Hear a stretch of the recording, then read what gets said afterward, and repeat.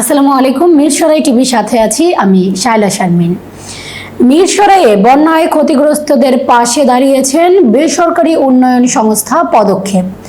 গত রবিবার ও সোমবার মিরসরাই ও ছাগলনাইয়া উপজেলা ৬০০ বন্যা ক্ষতিগ্রস্ত পরিবারকে শুভেচ্ছা উপহার দিয়েছে সংস্থাটি।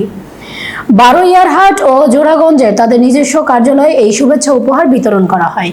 রবিবার বারোইয়ারহাটের নিজ কার্যালয়ে ৪০০ ও সোমবার জোড়াগঞ্জের ২০০ পরিবারের মাঝে এসব উপহার বিতরণ করা হয়। আমাদের অনেক কষ্ট হয়েছে, আমার বই খাতা নষ্ট হয়েছে থেকে আমাদেরকে সহযোগিতা করছিল। আমাদের বাড়িতে পানি উঠছে দেখে আমরা ওখানে থাকতে পারি না, আমরা বাসা ভাড়া নিয়ে থাকতেছি। আমাদের বাড়ি আর দোকান নষ্ট হয়েছে, ঘর নষ্ট হয়েছে, সরকার থেকে অনেক কিছু পাই নাই, এখন পদক্ষেপ থেকে।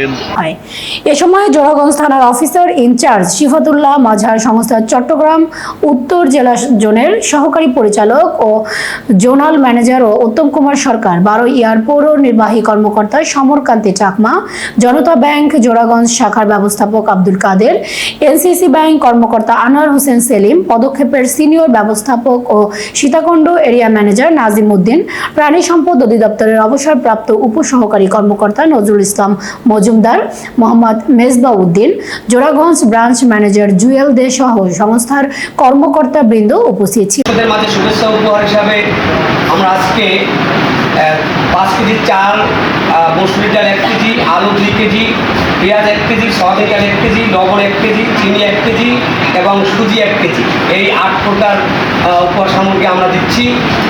বিষয়টা হলো যে আমরা বারোইহাটে এই 8 বছর, এখানে 16 বছর যাবৎ কার্যক্রম পরিচালনা করে আসছি। 2008 সাল থেকে আমরা সুনামের সহিত এই কার্যক্রম পরিচালনা করে আসছি।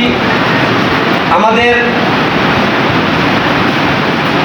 এখানে বন্যার সময় আপনারা জানেন যে সারা সকল এনজিও আমাদের কিস্তি বন্ধ রাখছে, আমরাও তার সাথে পাশাপাশি সকল প্রকার কিস্তি সাপ্তাহিক মাসে বন্ধ রেখেছি এবং বলেছি যে আপনারা আগে একটু ভালো দিকে